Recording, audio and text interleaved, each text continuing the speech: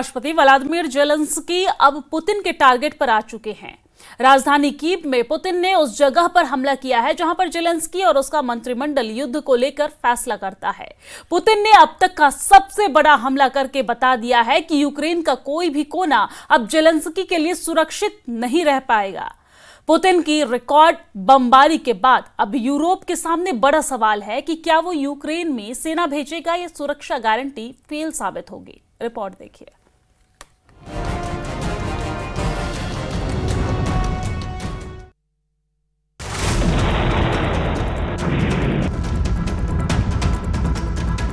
सबसे बड़ा हमला, सबसे बड़ा धमाका। पुतिन ने जला डाली यूक्रेन की कैबिनेट बिल्डिंग, जहां जेलेंस्की लेते हैं युद्ध के सबसे बड़े फैसले। जेलेंस्की के दफ्तर को पुतिन ने निशाना बनाया है। यही जेलेंस्की का मंत्रिमंडल युद्ध का एक एक फैसला पास करता है। यहीं पर जेलेंस्की बताते हैं कि रूस में हमले की उनकी नई रणनीति क्या है, कहां से गोला बारूद आएगा और किस मोर्चे पर कैसे लड़ने की तैयारी है।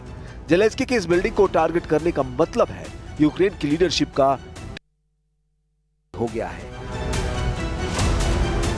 पुतिन ने इस इमारत पर दागी है सबसे सटीक मिसाइल। यूक्रेन पर नया हमला पुतिन का सबसे बड़ा मैसेज है। क्या अब यूक्रेन के राष्ट्रपति व्लादिमीर जेलेंस्की पर गिरने वाली है व्लादिमीर पुतिन की मिसाइल? यूक्रेन सरकार के बिल्डिंग पर हमले के बाद क्या पुतिन का अगला टारगेट अब जेलेंस्की का महल होगा? क्या जेलेंस्की की जान पर सबसे बड़ा खतरा मंडराने लगा है? जेलेंस्की पर अटैक से पहले क्या पुतिन ने इशारा कर दिया है? कीव के आसमान में तेजी से टारगेट की तरफ बढ़ रही इस क्रूज मिसाइल को देखिए। ये रूस की कलीब क्रूज मिसाइल है जो रूस लगातार यूक्रेन पर फायर करता रहा है। ऐसी कई मिसाइल कीव पर दागी गई। कीव के ऊपर से गुजरती इस मिसाइल को स्लो मोशन में देखिए। ये 900 किलोमीटर प्रति घंटे की रफ्तार से चलती है। ये 2500 किलोमीटर की रेंज तक अटैक करती है। इसी कैलिबर मिसाइल से कीव पर हमला हुआ है। बहुत बड़ा हमला। ये रूस का अब तक का सबसे बड़ा हमला बताया जा रहा है। 2022 में स्पेशल ऑपरेशन शुरू करने के बाद यूक्रेन पर रूस का सबसे बड़ा अटैक हुआ है। यूक्रेन का दावा है कि रूस की तरफ से ताजा हमले में 805 ड्रोन लॉन्च किए गए हैं। इसके अलावा 13 मिसाइल भी दागी गई और इस दौरान उसके एयर डिफेंस ने 751 ड्रोन मार गिराए और 4 मिसाइलों को भी आसमान में ही नाकाम कर दिया। कीव के आसमान में कैलिबर मिसाइल की जोड़ी देखी जा सकती है। एक मिसाइल के पीछे दूसरी मिसाइल भी आ रही है। पहली तो अपने टारगेट पर सटीक हमला करती है, लेकिन दूसरी मिसाइल को यूक्रेन का एयर डिफेंस हवा में ही खत्म कर देता है। यानी जेलेंस्की को नेटो से मिले हथियार 50% क्षमता से काम कर रहे हैं। यूक्रेन की कैबिनेट बिल्डिंग, इस बिल्डिंग के अलावा कीव में एक अपार्टमेंट पर भी अटैक हुआ है। यहाँ कई लोगों के मरने की खबर है। इस अपार्टमेंट की हालत देखकर अंदाजा लगाया जा सकता है कि हमला कितना बड़ा था। इससे पहले कीव में 28 अगस्त को हुए हमले का वीडियो देखिए। इस हमले के साथ पुतिन ने जेलेंस्की को बता दिया कि उनके सबसे मजबूत गढ़ को मिट्टी में मिलाने का मिशन शुरू कर दिया गया है। Чергова атака.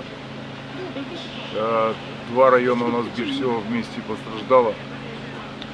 Дарницький, Святошинський район. Зараз знаходимося в Святошинському районі. Ми бачимо влучання, обломки шахеда «Герань», влучання в житловий будинок. यूक्रेन में जब युद्ध विराम का सिग्नल मिल रहा था, तब हालात अचानक बिगड़े हैं। पुतिन के नए हमलों से बड़े सवाल उठ रहे हैं। क्या अब यूक्रेन के राष्ट्रपति व्लादिमीर जेलेंस्की पर गिरने वाली है व्लादिमीर पुतिन की मिसाइल?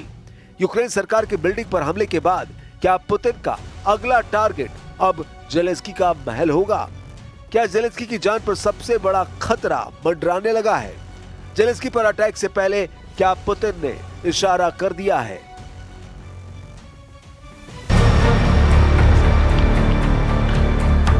जेलेंस्की ने स्लो मोशन में वीडियो बनाया है। ये वीडियो उस फैक्ट्री का है जहां रूस की मिसाइल ने हर हिस्से के परखच्चे उड़ा डाले हैं। इस फैक्ट्री में गिरी पुतिन की हर एक क्रूज मिसाइल बता रही है कि रूस ने यहाँ काम करने लायक किसी चीज को जिंदा नहीं बख्शा। ये इलेक्ट्रॉनिक्स उत्पाद बनाने वाली अमेरिकी कंपनी की फैक्ट्री है।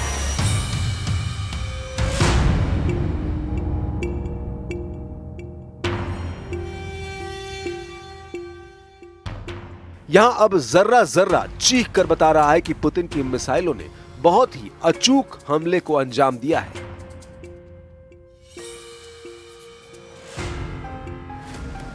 जेलेंस्की इस फैक्ट्री को देखने के लिए कीव से करीब 650 किलोमीटर दूर पश्चिमी शहर ज़कारपटिया पहुंचे। ये शहर स्लोवाकिया से लगा हुआ है। पूर्व में डॉनबास पर कब्जा करने के बाद पुतिन के टारगेट पर अब पश्चिमी यूक्रेन है और ज़कारपटिया जैसे शहर पर हमला करके वो नेटो का दरवाजा खटखटाने लगे हैं।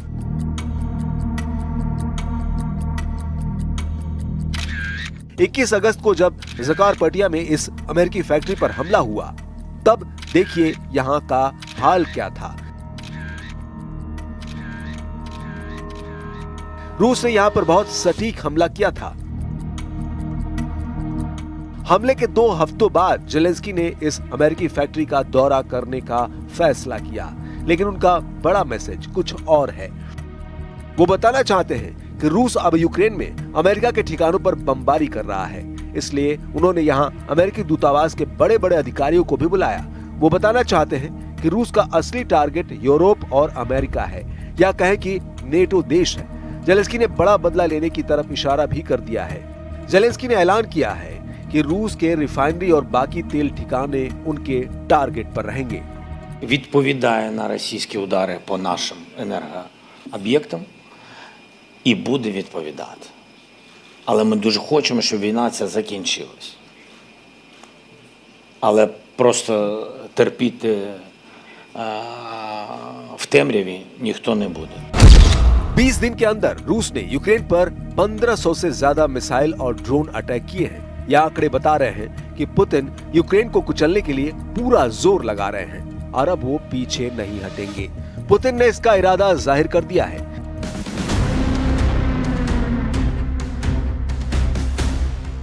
यूक्रेन को पूरी तरह सरेंडर कराने वाले इरादे के साथ अब पुतिन ने अपनी ब्रह्मास्त्र पॉलिसी लागू कर दी है। पुतिन इस वक्त 3.5 साल के युद्ध के दौरान सबसे आक्रामक नजर आ रहे हैं और इसकी कई वजह है। Если эти договоренности будут достигнуты, никто, пусть не сомневается, что Россия их будет исполнять в полном объеме. И мы будем уважать те гарантии безопасности, которые, конечно, должны быть выработаны и для России, и для Украины. И повторю еще раз, безусловно, Россия будет договоренности исполнять. Но во всяком случае... ये बात डोनाल्ड ट्रंप भी बहुत अच्छी तरह जानते हैं और पुतिन ने 15 अगस्त को अलास्का में हुई मीटिंग में इस बात को साफ भी कर दिया था। तभी उस मीटिंग के बाद ट्रंप ने कोई बड़ा ऐलान नहीं किया। जाहिर है उस मीटिंग के बाद भी पुतिन नर्म नहीं पड़े हैं और इस बात ने ट्रंप की डिप्लोमेसी को बहुत बड़ा झटका दिया है। वो पुतिन को अलास्का में बुलाकर अपने फाइटर जेट और बॉम्बर दिखाकर उम्मीद कर रहे थे कि पुतिन यूक्रेन पर थोड़ा पिघलेंगे, लेकिन ऐसा हुआ नहीं और अब पुतिन का यूक्रेन पर रुख और कड़ा हो चुका है। पुतिन साफ साफ कह चुके हैं कि यूक्रेन में युद्ध विराम पर बातचीत तभी हो सकती है जब यूक्रेन उन इलाकों से अपना दावा छोड़े जहां अभी रूस का कब्जा है। А если будут достигнуты решения, которые приведут к миру, к долгосрочному миру, то тогда я просто не вижу никакого смысла в их нахождении на территории Украины. Вот и все. 2025 में सितंबर का महीना डोनाल्ड ट्रंप के लिए बहुत दर्द समेटे हुए है। अभी ट्रंप को राष्ट्रपति बने हुए 1 साल भी पूरा नहीं हुआ है और उनके सामने यूक्रेन के अलावा अब मल्टी फ्रंट खुलते जा रहे हैं, जिसमें रूस भी है, ईरान भी है और अब बीजिंग में अमेरिका के 3 सबसे बड़े दुश्मन इकट्ठा हुए तो पैनिक साफ नजर आ रहा है। अमेरिका को टक्कर देने के लिए ये तिगड़ी जब चीन में इकट्ठा हुई तो ट्रंप को बड़ा शॉक लगा। शी जिनपिंग के साथ व्लादिमीर पुतिन और किम जोंग उन का आना ट्रंप पर सितंबर में बहुत बड़ा सितम ढहाने का सिग्नल माना जा रहा है। ट्रंप के साथ यूरोप को भी घेरने के लिए रूस, चीन और उत्तर कोरिया तैयार हो चुके हैं। सितंबर में अमेरिका के खिलाफ सबसे बड़ा प्लान बनाया जा रहा है। यही डोनाल्ड ट्रंप का सबसे बड़ा डर बन चुका है। बीजिंग में सालाना परेड के मौके पर शी जिनपिंग का साथ देने के लिए रूस के राष्ट्रपति व्लादिमीर पुतिन भी शामिल हुए और उत्तर कोरिया के supreme leader Kim Jong Un भी आए। ये सब हुआ चीन में, लेकिन इसके पीछे पुतिन का दिमाग बताया जा रहा है। क्या बीजिंग में चीन, रूस और उत्तर कोरिया के लीडर्स का इकट्ठा होना अमेरिका को वार्निंग है? क्या जिनपिंग बता रहे हैं कि जैसे जापान ने द्वितीय विश्व युद्ध के दौरान सरेंडर किया था, वैसे ही अब ट्रंप को भी सरेंडर करना पड़ेगा? जिनपिंग के साथ पुतिन और किम जोंग उन क्या अमेरिका के खिलाफ सबसे बड़ा फ्रंट तैयार कर चुके हैं, जिसमें चीन भी है, रूस भी है और उत्तर कोरिया भी? यूक्रेन में चल रहे युद्ध में चीन और उत्तर कोरिया के दखल ने पुतिन को बड़ी ताकत दी है। किसी ने फौज भेजे तो किसी ने हथियार, और अब इस केमिस्ट्री को जिनपिंग ने ग्रैंड स्टेज पर लाने का फैसला किया है, ताकि डोनाल्ड ट्रंप को पता चल जाए कि अमेरिका और नेटो के युद्ध में न रूस अकेला है, न चीन अकेला है और न ही उत्तर कोरिया को अकेला छोड़ा जाएगा।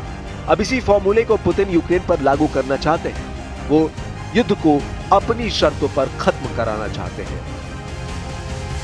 Хочет этой встречи и предлагает эту встречу.